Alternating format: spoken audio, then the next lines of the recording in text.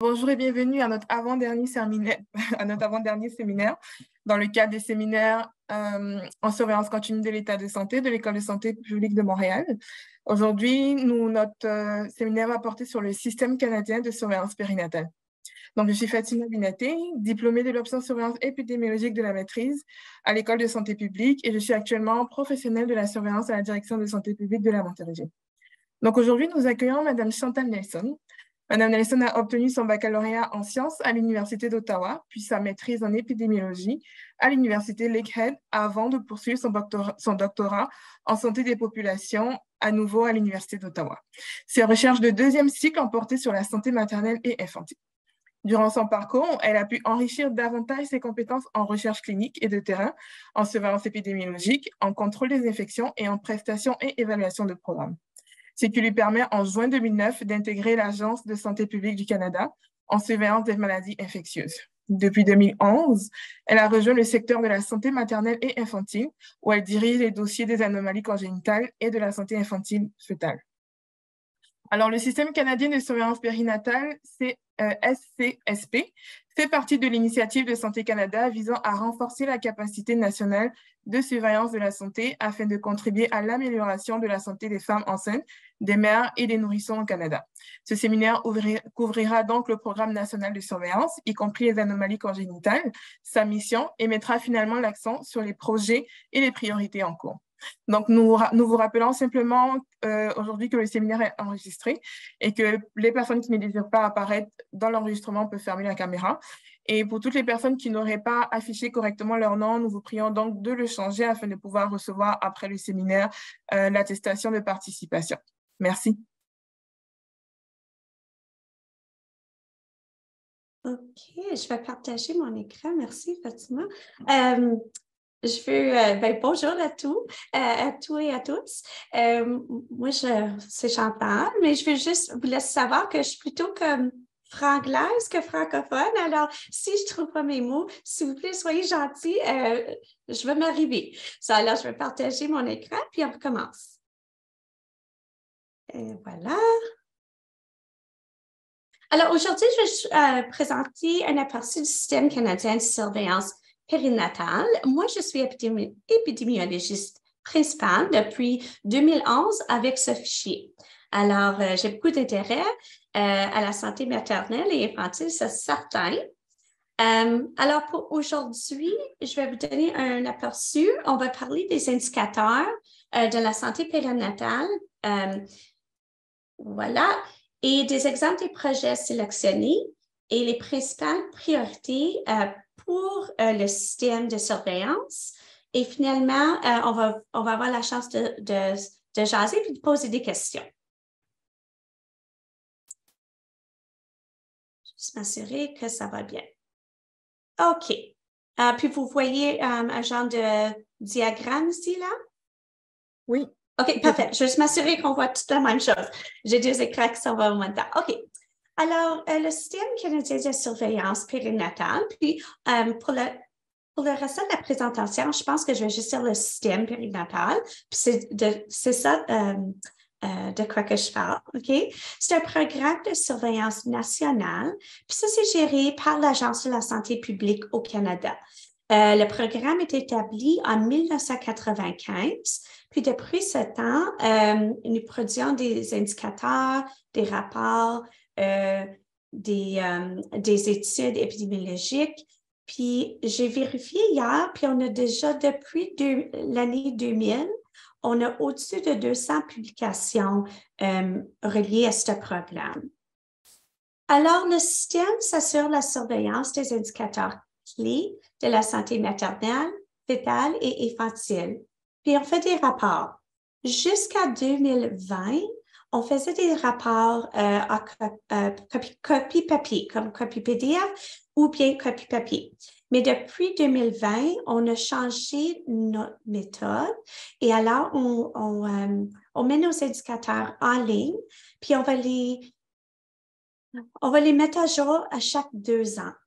Alors, ça nous permet de faire des indicateurs beaucoup plus rapidement, parce qu'un rapport, ça prend environ 1 an à produire au niveau du gouvernement avec tous les stages avant que ça sorte au public. Puis quand on veut ça en ligne, ça nous prend peut-être 3 ou 4 mois.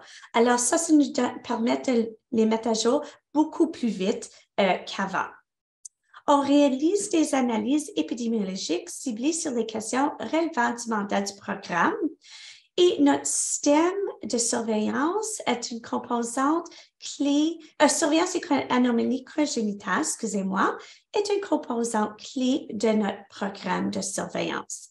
Alors, quoi que ce soit, peu importe si c'est maladie infectieuse, maladie chronique, il y a quelque chose comme la pandémie ou quelque chose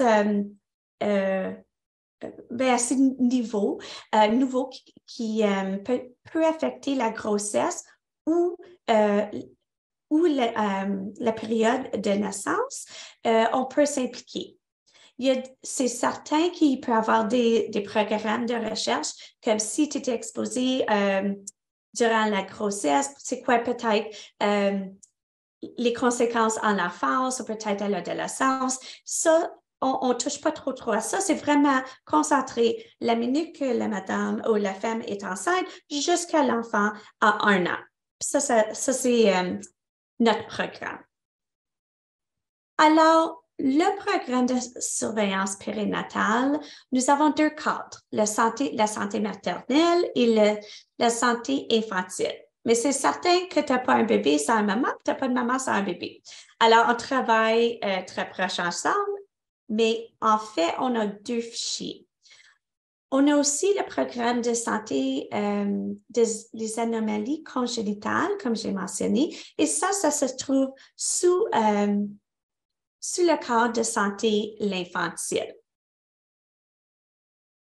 Ça, c'est juste un petit diagramme pour vous montrer qu'en 1966, on a commencé la surveillance sur les anomalies congénitales ici au Canada, aux États-Unis, aussi global, international. Mais notre programme n'a pas été établi comme un propre programme jusqu'à 1995. Alors, notre programme à l'agence se trouve dans le programme de santé maternelle et infantile. En 2000, nous avons eu notre première publication des indicateurs au Canada et nous avons produit quelques rapports depuis ce temps, comme j'ai mentionné. En 2008, nous avons reçu du support financièrement supplémentaire pour les anomalies congénitales, qui veut dire qu'on a commencé des projets et des projets de surveillance et des systèmes de surveillance à travers le Canada. Alors, je vais vous expliquer c'est quoi juste en quelques minutes. Alors, pourquoi notre programme de surveillance est important? Bon, les indicateurs de santé périnatale, comme le taux de mortalité infantile et le taux de mortalité maternelle, sont des indicateurs de santé publique clés et l'état de santé général du bien-être, la performance du système, le soin de santé. C'est important pour voir ce qui se passe au niveau national, mais aussi au niveau international. À chaque année et à chaque 5 années, dépendant de quel indicateur que nous soumettons, c'est important pour voir si les choses s'améliorent ou si on a besoin d'autres politiques en place pour réduire la mortalité. C'est certain que la mortalité infantile et maternelle sont des indicateurs très importants au niveau global.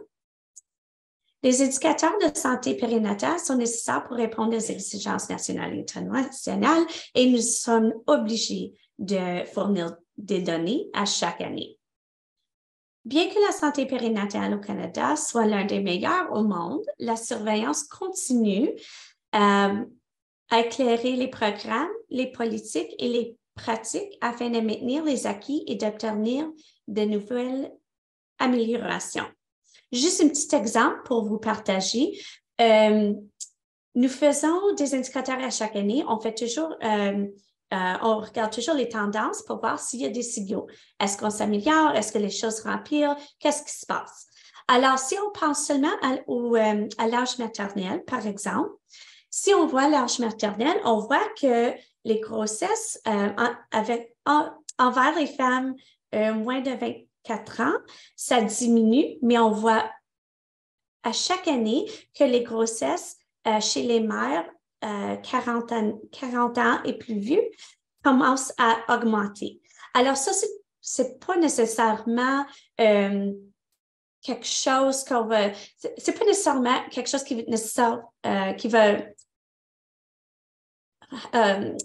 c'est pas nécessairement quelque chose qui a besoin de politique. Mais c'est important à savoir que si les femmes plus âgées ils ont plus et plus de bébés, ça fait une différence pour les planifications de la santé maternelle en point de vue périnatal, puis aussi la santé maternelle, comme les ultrasons, les tests à faire, etc. Comment fonctionne notre programme de surveillance? Nous trouvons les données. Alors, les données, la majorité de nos données vient de les statistiques de l'État civil, alors les naissances et les décès, et les données sur l'hospitalisation. Québec, c'est un petit peu différent. Alors, le système de Québec, c'est le MedEcho.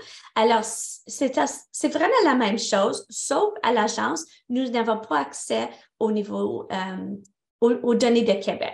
Alors, si vous avez lu un rapport, vous avez visité notre site web, c'est certain, nous disons toujours sans Québec. Mais en fait, c'est les mêmes informations, c'est juste pas inclus dans nos rapports. Nous avons aussi des enquêtes nationales. Ça, c'est les enquêtes de santé. Alors, nous cherchons des indicateurs comme l'allaitement, le tabagisme, puis la consommation d'alcool envers les femmes enceintes. Nous faisons des analyses et des interprétations des données. Ça, c'est certain, on fait ça à chaque année. Puis, chaque fois qu'on mis à jour nos statistiques. Nous avons des rapports de surveillance et diffusion.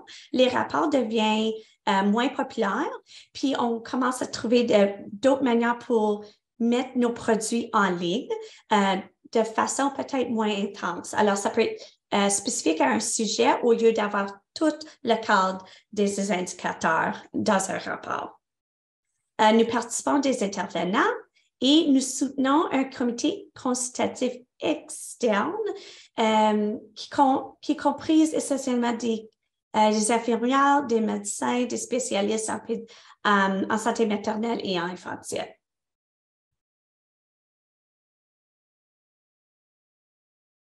Avec qui qu'on travaille, mais puisqu'on est une agence gouvernementale, c'est certain qu'on a beaucoup de partenaires. On a des représentatifs de chaque province et territoire ici au Canada. Nous travaillons avec des sociétés, la société, excusez-moi, des obstétriciens et gynécologues au Canada. Si nous voyons quelque chose dans les données reliées à la santé maternelle, c'est certain qu'on communique très vite avec eux et on travaille très proche avec eux aussi. Nous avons des partenaires internationaux. En particulier, nous travaillons très proche avec, excusez-moi, je ne sais pas comment on dit ça en français, mais le CDC, Center for Disease Control. Eux autres ont un programme aussi géré aux santé maternelle infantile et les anomalies congénitales. Ici, c'est juste des petits exemples de nos produits que nous avons nous avons publié avec les données qu'on a ici, qui fait partie de notre programme. À la fin de la présentation, il y a tous les liens pour chacun de ces produits si vous êtes intéressé. La surveillance des indicateurs, les routines des indicateurs, à quelques années, nous décidons si c'est encore les indicateurs les plus importants. Alors, en fait, nous avons 52 indicateurs que nous pouvons rapporter. Je vois, il y a une petite question, excusez-moi. Oh oui, je peux partager la présentation, oui. Excusez-moi. So, nous avons 52 indicateurs, mais entre eux, nous rapportons présentement sur 17. À chaque 2-3 ans, nous faisons une revue pour voir si est-ce qu'on devrait inclure d'autres indicateurs ou non. Peut-être par exemple, les taux de naissance chez les mères plus jeunes, puis les taux de naissance chez les mères plus âgées. C'est moins important. Là, on va voir l'âge l'âge de la mère. C'est moins important qu'on regarde pour les plus âgés et moins jeunes. On va juste regarder à tous les âges, puis voir la distribution des âges. Ça, c'est un peu plus important. Qu'est-ce qu'on a ici? Nous avons les déterminants de la santé maternelle, fœtale et infantile. Comme j'ai dit, c'est le tabagisme, l'exposition de la maternelle à la fumée secondaire, le taux de consommation d'alcool, le taux d'allaitement, puis aussi le taux par âge. La seule chose que je veux mentionner ici pour ces indicateurs, c'est que nous prenons ces informations des enquêtes nationales.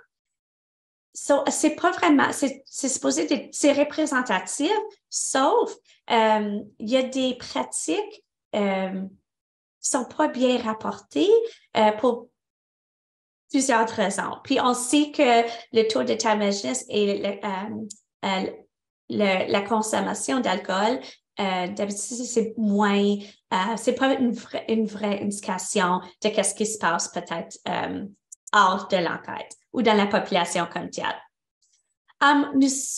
Nous avons aussi des indicateurs sur les services de santé et c'est vraiment géré pour les taux d'accouchement par césarienne. On est supposé de réduire les taux d'accouchement par césarienne, mais on continue à augmenter.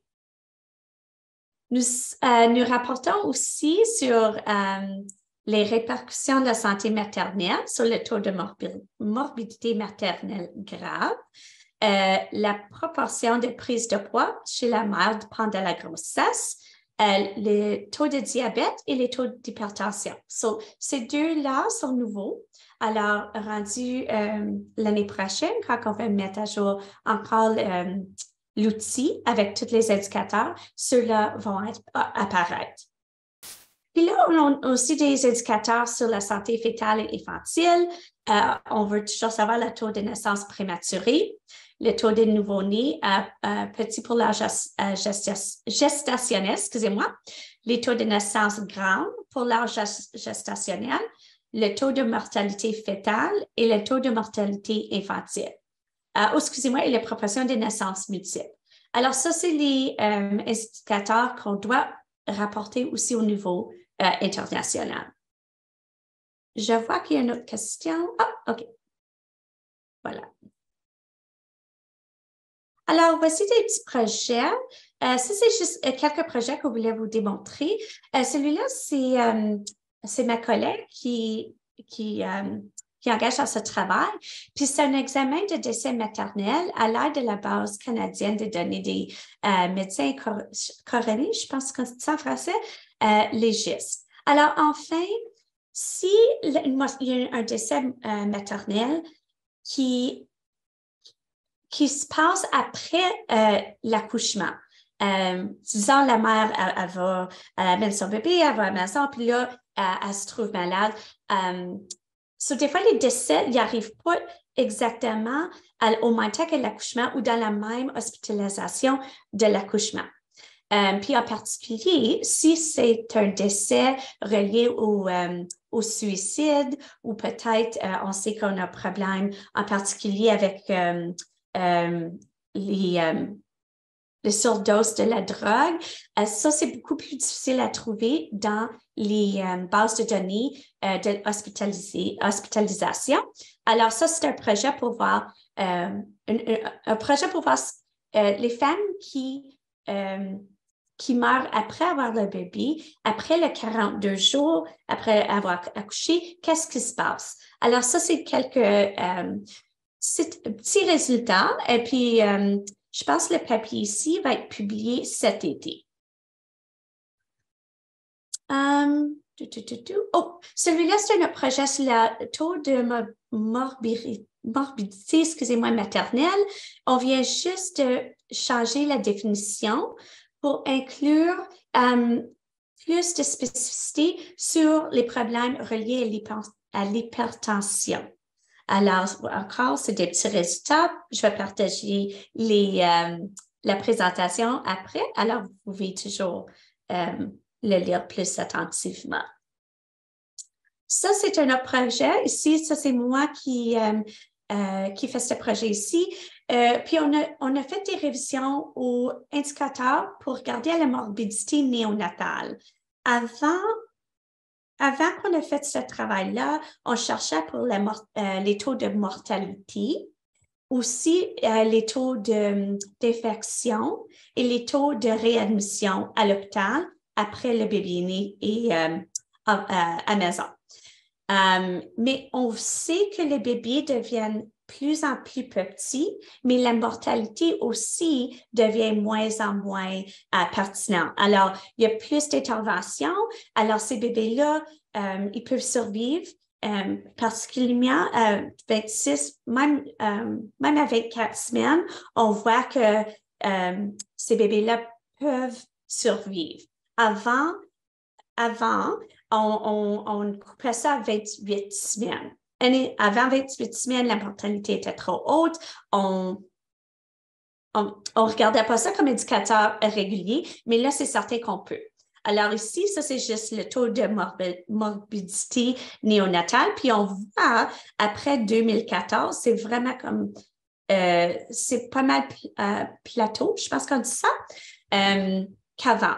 Alors ça, c'est une belle réflexion des interventions maintenant offertes pour les plus petits enfants.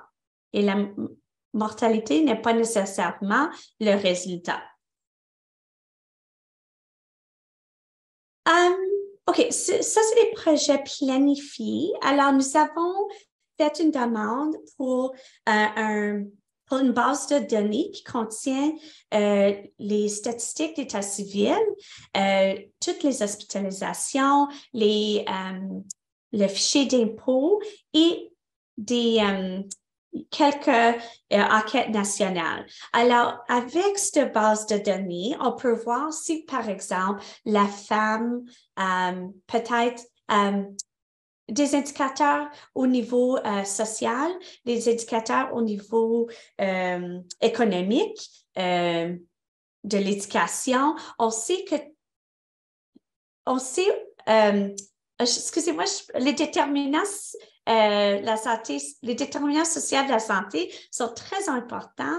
Alors, avec cette base de données qu'on va avoir accès ici quelques mois, on peut au moins regarder les taux de mortalité maternelle, la prévalence des anomalies congénitales, les taux de décès infantiles à travers ces indicateurs sociaux. Alors, ça, on est supposé commencer ce travail-là au mois d'août. Alors, ça s'en vient. OK, ici, ça, c'est notre système canadien de surveillance des anomalies congénitales. Alors, nous avons 2 programmes en place. Ces 2 programmes en place sont supposés ils se complémentent. Ils sont complémentaires. Alors, au niveau national, on utilise les bases de données d'hospitalisation. Alors, la majorité des enfants nés ici au Canada sont nés à l'hôpital. Alors, je pense que c'est environ 98% de toutes les naissances sont dans l'hôpital. Alors, on peut voir c'est quoi la prévalence des anomalies congénitales pour tous les enfants morts de naissance ou nés vivants à 20 semaines jusqu'à temps qu'ils partent de l'hôpital. Sauf, on n'est pas capable de valider ou d'avoir une idée si le diagnostic est bien ou si l'enfant se fait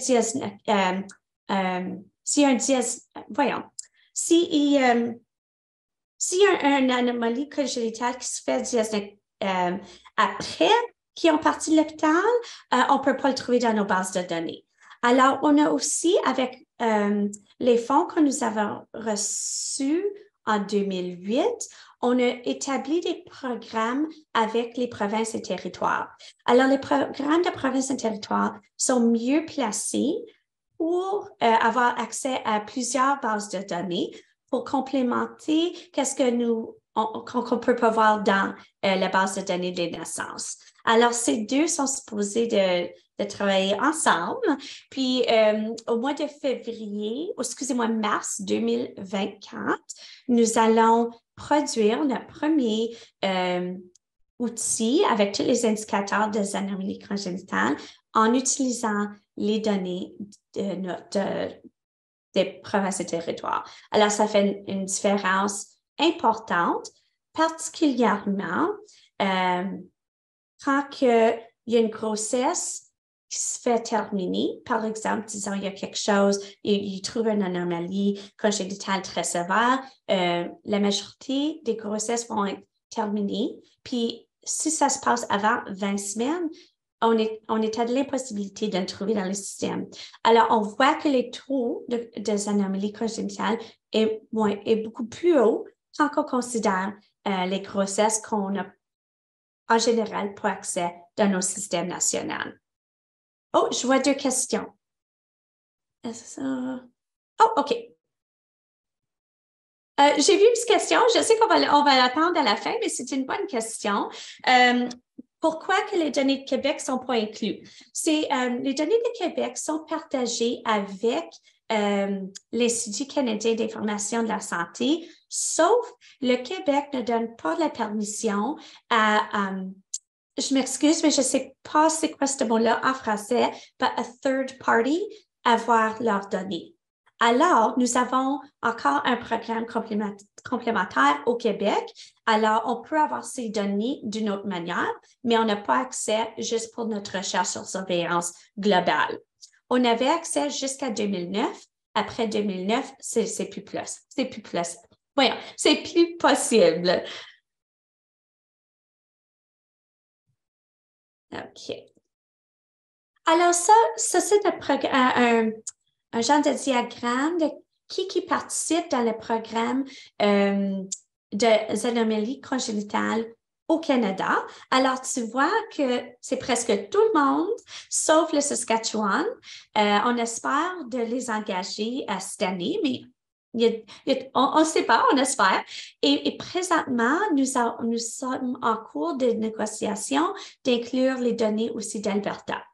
Alors, on a commencé ces partenariats-là en 2010. Alors, ça prend beaucoup de temps, beaucoup d'efforts et beaucoup d'énergie à créer ces contrats, ces partenariats. Ça prend environ 2 à 3 ans pour chaque nouveau contrat avec un nouveau province ou territoire. Ça prend du temps, mais ça vaut la peine.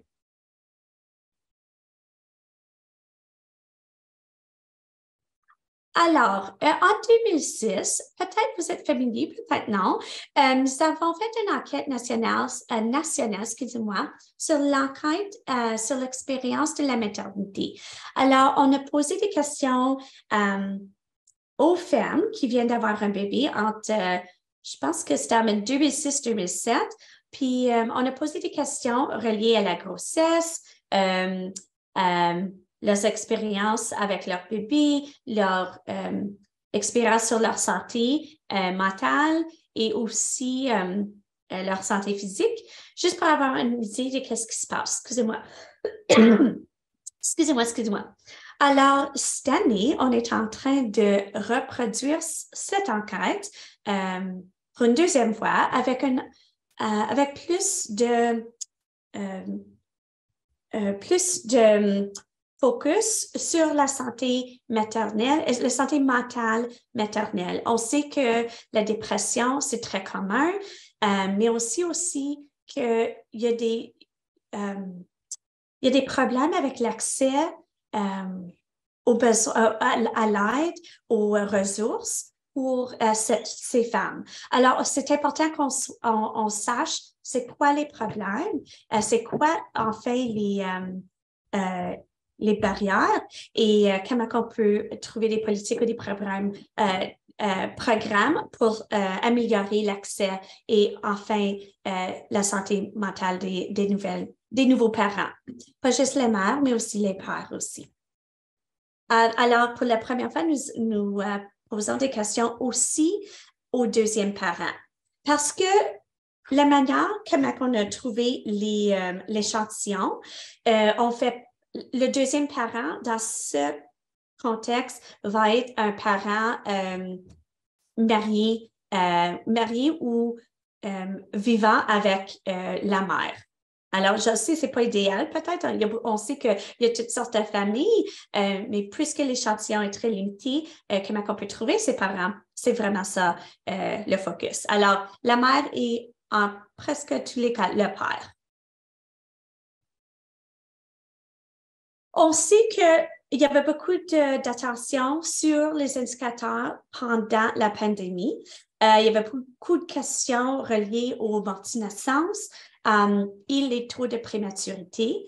Alors, c'est certain qu'on a changé notre attention pour voir si on a vu des changements reliés à la pandémie. C'est très important la santé infantile et aussi maternelle. Alors, une chose que je veux mentionner, nous avons commissionné une étude au Canada, puis ça se fait, voyons, excusez-moi, je ne trouve pas mon mot, ça se fait au Colombie-Britannique. Alors, eux autres, ils se mettent en charge de trouver les informations de chaque mère qui a eu, il y avait un résultat positif la COVID, puis lui suivre jusqu'à la fin que sa grossesse finisse. Qu'elle soit qu'elle accouche ou il y a un problème ou elle décide de terminer la grossesse, mais juste pour faire le suivi, excusez-moi. Parce que dans le système qu'on a accès, c'est très difficile de faire la surveillance avec des questions clés pour la mère et aussi pour l'enfant. Alors, juste en principe, c'est plutôt considérer la recherche que la surveillance. On peut faire le cas pour les deux côtés, mais en principe, quand on pense au rôle de l'agence publique, c'est très difficile de faire un suivi. On a eu cette expérience quand on a eu le Zika en 2015. C'est très difficile encore de trouver des mères qui ont le Zika, puis faire le suivi jusqu'à la fin de la grossesse. Alors,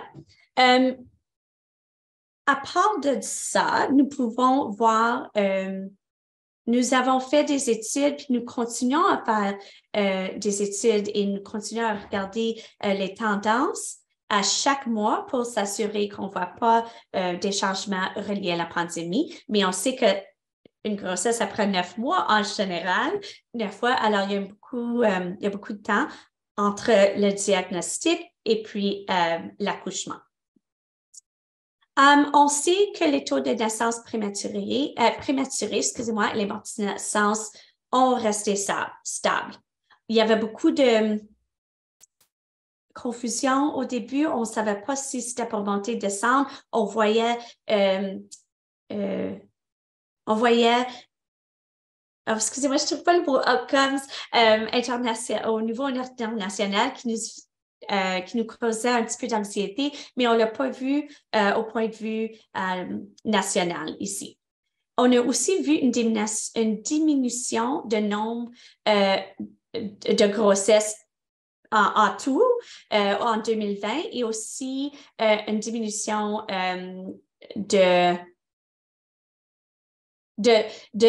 accouchement à l'hôpital. Excusez-moi, il fallait que je trouve mes mots. Alors, le CAN COVID PREG, ça, c'était un programme de surveillance observationnelle que je viens de mentionner, qui était conduit au Colombie-Britannique. Puis aussi, j'ai inclus le lien pour que vous trouviez les résultats si ça vous intéresse. OK, je ne sais pas si je vais me répéter ici parce que, comme j'ai mentionné, nous faisons une enquête pour comprendre l'expérience des femmes enceintes après qu'ils ont accouché leur enfant pour savoir leur santé mentale, puis encore s'il y avait encore des problèmes à accéder les soins de la santé et les soins ou des ressources nécessaires pour la santé mentale. Ça, l'échantillon va commencer, ou pas l'échantillon, la collection des données, excusez-moi, est supposée de commencer en 2024. Alors, nous recevrons les résultats à la fin de 2025.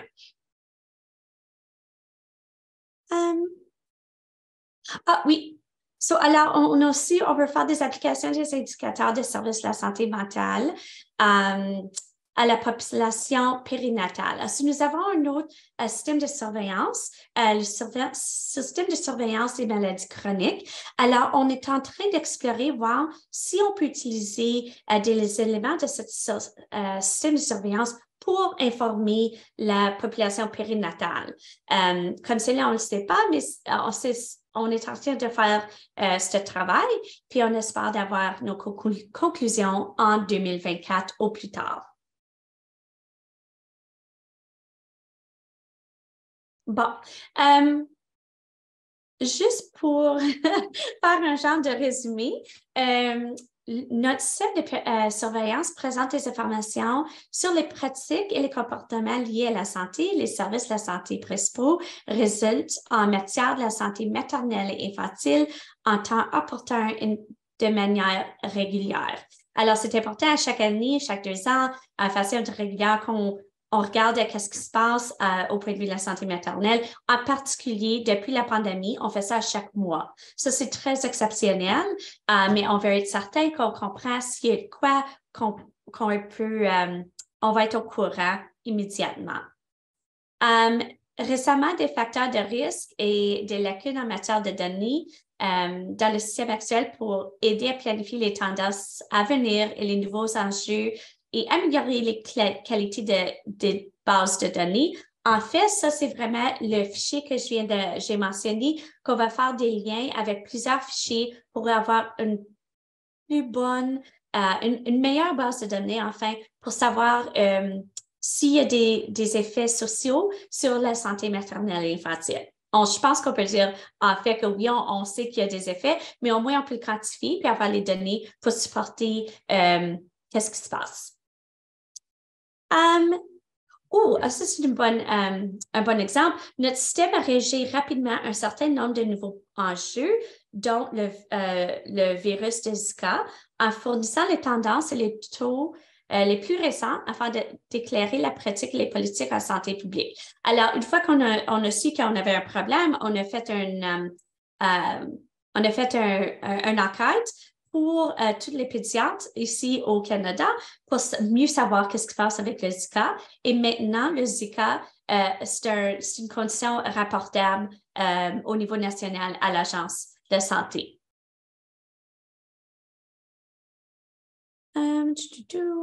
Ça, c'est d'autres projets qu'on on veut faire rendu au mois d'août quand on a accès à nos bases de données. Alors, aussi, on sait que déjà, l'acide folique et la réduction des anomalies des tubes neurales, c'est une importante politique qui était informée de les données. On voyait que les congénitales montaient. Puis, une fois qu'on a introduit la fortification des produits, la farine, que ça a commencé à diminuer. Mais aussi avec des pratiques alimentaires puis des diètes couramment, on ne sait pas si ça va changer. Hein? On peut être très confortable que tout va bien. On a eu des réductions dans la mort, syndrome de mort subite avec la promotion que les bébés devraient se coucher sur le dos. Puis on voit ça dans nos données, mais au même temps, les codes pour la mort le syndrome de mort subite n'existe plus dans les bases de données. Alors, ça a été remplacé pas mal par un cas inconnu. Alors, comme nous voyons une réduction, on voit aussi en même temps un petit changement dans les cas inconnus. Bon, excusez-moi, j'ai-tu couvert tout ça? OK. So, la dernière chose, c'est quand on fait notre plan d'analyse, on pose des questions. Qu'est-ce qu'on devrait étudier? Qu'est-ce qui se passe récemment? On voit-tu des problèmes? Des fois, c'est observationnel, tu sais, dans les cliniques. Est-ce qu'on voit qu'il y a quelque chose? Est-ce qu'on devrait changer les indicateurs? Et quel thème santé périnatale sur lequel il serait intéressant d'en savoir plus? Alors, c'est comme ça qu'on décide sur nos plans d'analyse pour le futur et pour le fichier qu'on va avoir accès bientôt. Alors là, je vais vous donner la parole.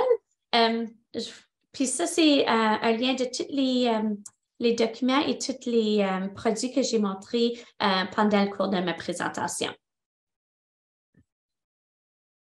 Là, Merci beaucoup, Madame Nelson. Donc, on va inviter les participants à poser des questions. Vous pouvez lever la main pour poser une question ou vous pouvez également l'écrire dans le chat, là, dans le bavardage de la discussion. Et donc, justement, un peu en lien avec votre question, à savoir est-ce qu'il y a des nouveaux indicateurs, des nouveaux sujets qu'on devrait suivre, il y a quelqu'un qui a posé une question, Michael Hiro, si je ne me trompe pas, qui parle, bon, il y a des nouveaux enjeux qui sont apparus avec la légalisation du cannabis. Et est-ce qu'il y a des travaux envisagés pour suivre un peu la consommation de cannabis durant la grossesse? Et est-ce qu'il y a des travaux envisagés? Est-ce qu'il y a des données qui sont disponibles actuellement? Oui et oui. On a su ça quelques années, ça fait quelques années qu'il y avait beaucoup de femmes qui prenaient le cannabis pour réduire leur le nausée, how does it, nausea, le nausée. Alors, on ne savait pas qu'est-ce qui se passait. Alors, on a fait une commission à l'université de Colombie-Britannique encore, puis on fait un sondage. Alors oui, on vient de publier un papier, ça fait 2 mois, c'est assez récent, et nous continuons à demander sur l'enquête d'expérience de maternité et aussi aux enquêtes nationales, nous avons ajouté le cannabis pour cette raison exactement. Oh, excusez, je ne peux pas vous entendre. Oui, excusez, j'avais fermé mon microphone. Il y a une question de Lina Barrera Barbosa qui demande, est-ce que les décès, une question très précise sur la définition d'un indicateur, est-ce que les décès survenant après 42 jours, en fait, 42 jours après l'accouchement, sont-ils inclus dans l'indicateur de mortalité maternelle? Oui. Oui, c'est un peu plus difficile parce que nous avons nos définitions viennent de la santé, de l'Organisation de la santé mondiale. Alors, il y a des mortalités indirectes et directes. En principe, si il y a un cas direct qui veut dire c'est la grossesse qui a causé la mortalité, c'est certain qu'on veut il y a les premiers 6 semaines qui est 42 jours et après 6 semaines, jusqu'à, je pense que c'est 1 an. Mais si c'est pas nécessairement, c'est relié, mais c'est indirect. Alors, la réponse, c'est oui, en fait, oui. Mais ça devient un petit peu plus compliqué dépendant de la cause de la mortalité. Donc, peut-être une autre question un peu interreliée que moi, je pourrais poser, c'est, étant donné que donc, vous travaillez avec les provinces et plusieurs territoires, est-ce que vous rencontrez des problèmes d'harmonisation des indicateurs, de définition et d'harmonisation des indicateurs par rapport à la qualité des données qui sont utilisées, puis est-ce qu'il y a des variantes là, qu'il faut tenir compte d'un territoire à l'autre? Oui. D'une province à l'autre. Oui, je pense que ça se trouve pas mal dans les anomalies congénitales. Il y a beaucoup de variations. Des fois, c'est les variations entre les praticiens. Alors, s'il n'y a pas une définition standard, ça devient un peu plus compliqué. Comme le microcéphalie, ça, c'est un exemple qui vient tout de suite en tête. Parce que faut qu'on fasse très attention que c'est pas vraiment un bébé né petit pour l'âge gestationnel. Alors, si on impose des indicateurs de qualité, des fois qu'on trouve que ce n'est pas vraiment un enfant avec la microcéphalie, c'est vraiment un enfant trop petit ou trop petit pour l'âge gestationnel. L'autre, c'est la naissance. Il y a beaucoup de variations entre les provinces et territoires sur la définition. Québec, ils viennent juste de changer leur définition. Je pense que c'est en 2021. 2021-2021, c'est assez récent. Puis là, c'est un peu mieux. Alors, il y a deux options, c'est que ça soit 20 semaines, puis si tu n'as pas l'âge gestationnel, c'est 500 grammes. Mais si on compare les bébés à 500 grammes puis 20 semaines, c'est pas vraiment... 500 grammes, c'est trop gros. Hein? C'est un peu trop pesant pour environ pour 20 semaines. So, il y a un petit peu de variété, mais là, on prend des démarches pour standardiser la définition à travers le pays, puis peut-être réduire aussi le poids pour que ça soit plus mieux aligné avec la réalité d'un bébé à 20 semaines. Merci beaucoup. Et en termes d'enjeux, on pourrait aussi poser, vous avez un peu abordé la notion en en parlant des ménages. Maintenant, les ménages sont de composition assez variée, mais est-ce que la diversité des genres, donc un peu en lien avec la composition des ménages, mais est-ce que ça pose un enjeu actuellement et est-ce que vous commencez à envisager la possibilité de tenir compte de la diversité des genres dans les données d'enquête? Ça, c'est une très bonne question. Ça, c'est une des raisons qu'on voulait faire la base de données avec toutes ces informations-là. Parce que les bases de données à l'hôpital, il n'y a pas d'informations sur le langage, l'ethnicité, l'éducation maternelle. On n'a pas de ces informations-là.